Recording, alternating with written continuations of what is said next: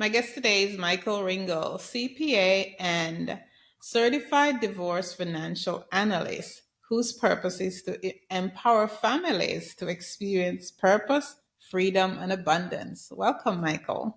Thanks for having me. I'm excited to be here. Absolutely. It's a pleasure to have you. So, before we start getting into what you do, tell Mhm. us, who is Michael? Who am I? I am a father of two beautiful daughters, aged 22 and 20.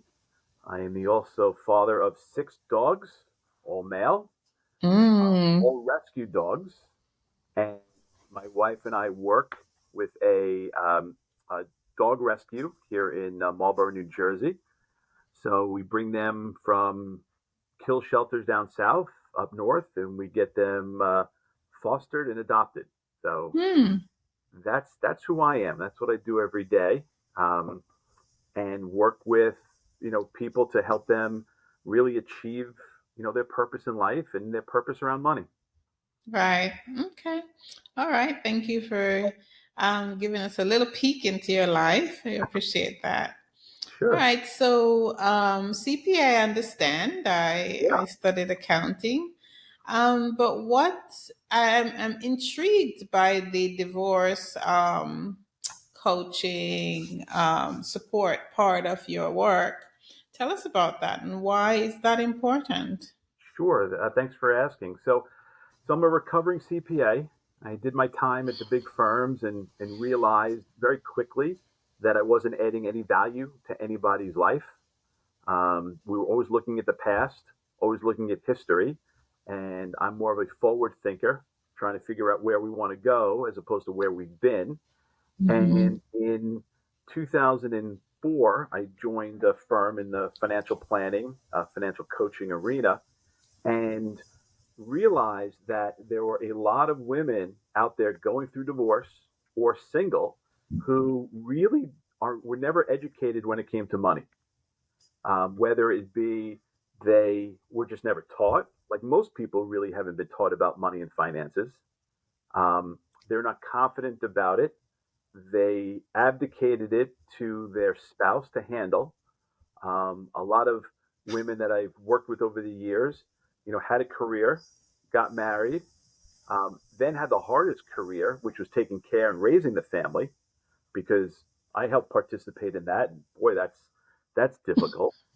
And then realized that they were getting separated and really took no responsibility for handling money all those years and didn't really know what was going on, let alone know how to invest the money going forward. So I decided to get a certification called the Certified Divorced Financial Analyst, where I learned how to, help women who were going through the divorce process build confidence around money, you know, stand up for themselves, um, not being taken advantage of by their future ex-husband, and then really helping them solve one of the biggest challenges that they faced is the question is, am I going to be okay? I mean, that's all anybody really wants to know. After the divorce process, will there be enough money for them to live the lifestyle that they want to live and eventually retire? What I discovered was I had to have some tough conversations with clients, especially when there wasn't enough money for two households, and Mhm. had to coach them on how to get a job, how to handle money. Um, and it worked out pretty well for them because they once they got through the process, they realized that they were going to be okay. So for the last 13 years, have been working with people going through the divorce process to be their advocate when it came to money, and then help them really understand how to take control of cash flow, but more importantly, how to align their purpose for money, we call it the true purpose for money, with how they invest. And a lot of people I work with think that investing is very difficult. It seems overwhelming. When you take a look at what's going on in the news and the media, there's so much negativity about it that a lot of people get scared and they don't invest, or their behavior um, uh, their behavior dictates to them what they're going to do, and they make really bad choices with their money.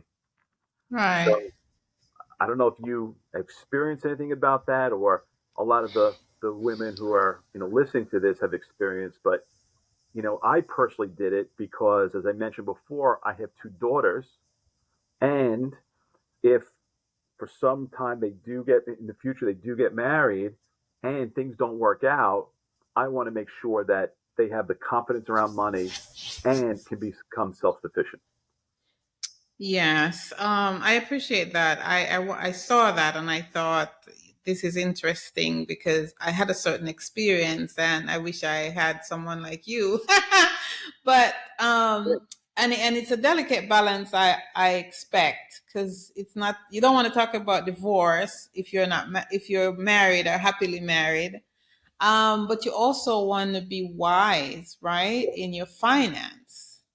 Absolutely. So that I was just speaking to women who are going through divorce.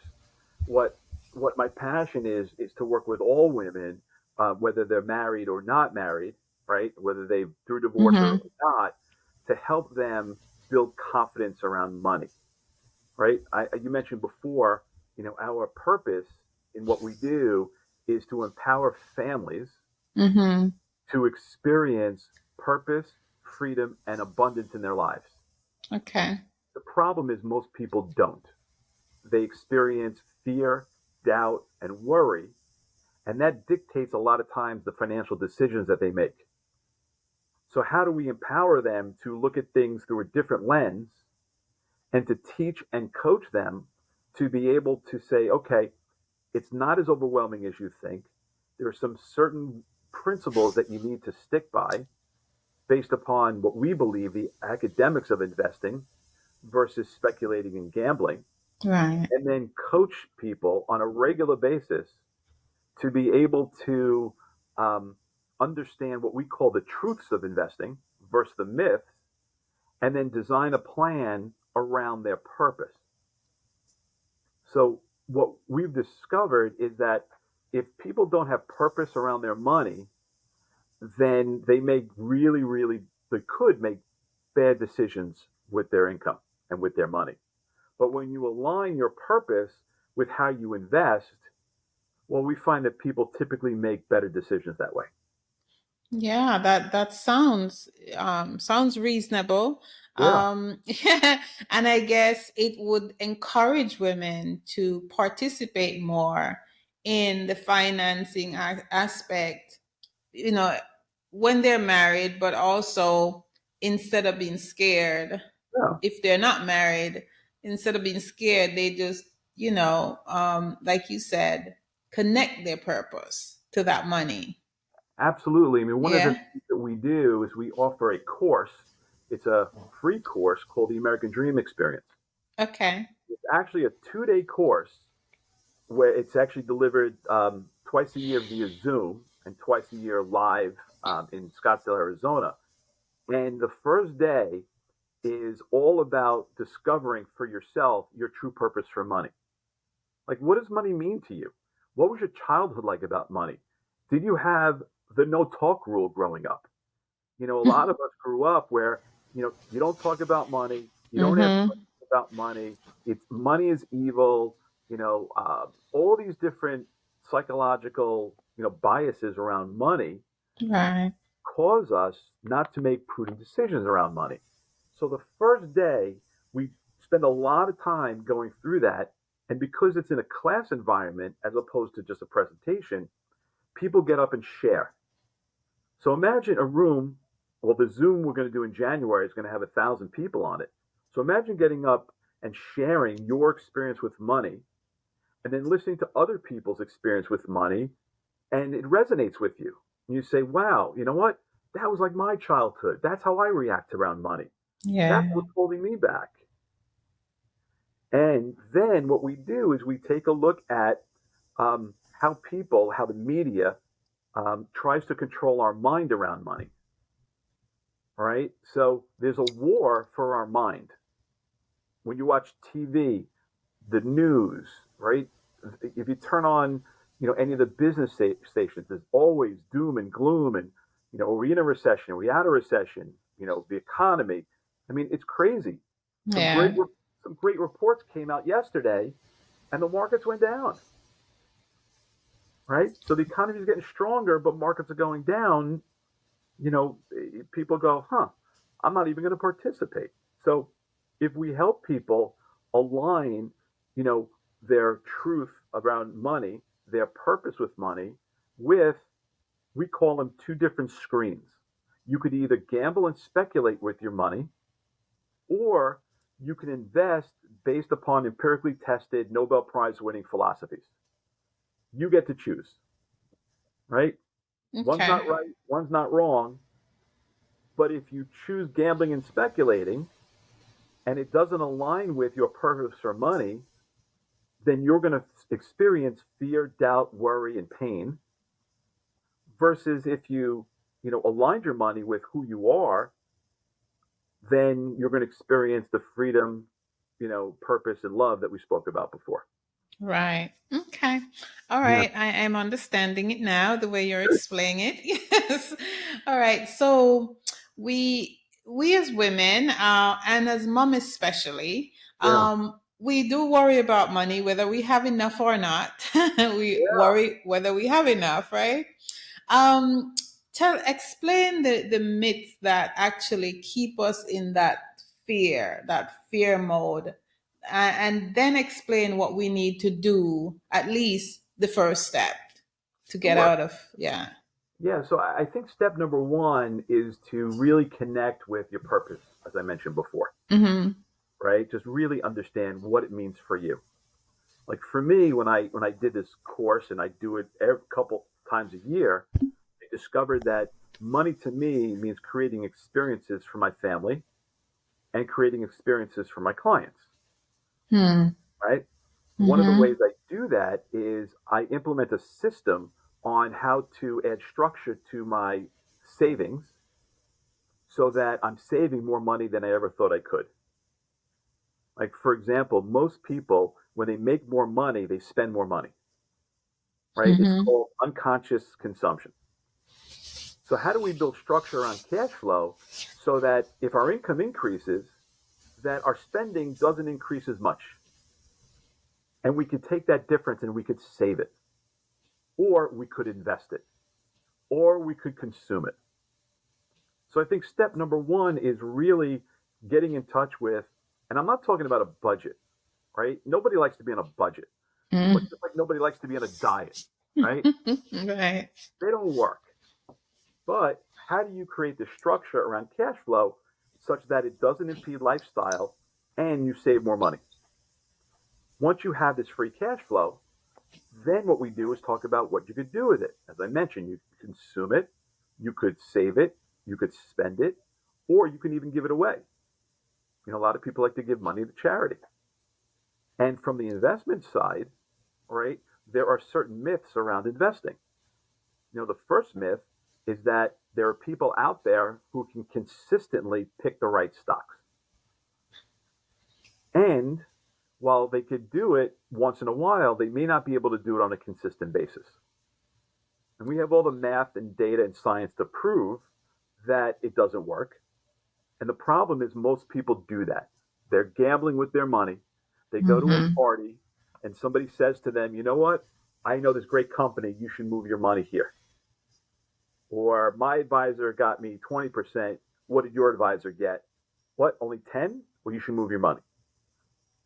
But they don't understand is the amount of risk it takes to get that return. And we need to analyze that. Right. You know, Okay. All right. Thank you. you're Thank you, welcome. Michael. So, what is Michael grateful for today? Besides being on the program and sharing some wisdom with all the women that are listening, Thank you. I am actually thankful for my great grandparents. And I'll tell Hmm. you why. We were at Thanksgiving and we went around the room and started asking questions. Or it was, what are we thankful for? And I said, our great grandparents came over from another country with nothing. and they thought that they would have a better life in America for their kids and their kids' kids and so on. And they sacrificed and worked really hard to produce a great life for my grandparents, who then produced an even better life for my parents, who then produced an even better life for myself, and which I'm passing on to my kids. So it's from generation to generation to generation, being thankful for the sacrifices that they went through, sacrifices my grandparents, my parents, what I'm going through. I know my kids appreciate it, and then paying it forward. That's what I'm grateful for. Awesome. I appreciate you sharing that. Thank Oh, you. that's pretty good. All right. Okay, so we have a show notes, as you know, with podcasting, Yeah, and I want you to give me some information. One, how people could get in touch with you. sure. Two, how they could utilize your service, and tell us about your upcoming seminar. Yeah, you bet. Yeah. Thanks. So my phone number is 917-734-4748. It's my direct line, comes directly to me. Be more than happy to have a conversation with anybody who just wants to talk and be able to share some. I'll listen and share some advice. If it makes sense to, you know, I can help, and great. If not, that's fine too. My email address is mringel at strategiesforwealth.com. And if people send me an email, we can send them an upcoming list of coaching events that we're hosting. We host them every single month on all different topics when it comes to money and investing, and they're free.